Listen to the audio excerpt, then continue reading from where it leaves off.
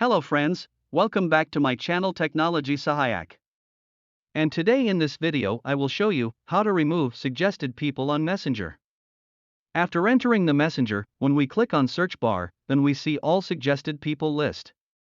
Let's start it, how to remove suggested people on Messenger. After entering the Messenger, click on Profile. Scroll down and go to Phone Contacts. Here you will see two options: Upload Contacts and Manage Contacts. Turn off Upload Contacts if turn on. After that, press on Manage Contacts. And press on Delete All Contacts if have any imported contacts. I have no any imported contacts. After 4 to 5 minutes of doing this, suggested people list will be removed. Or you can reboot the phone once.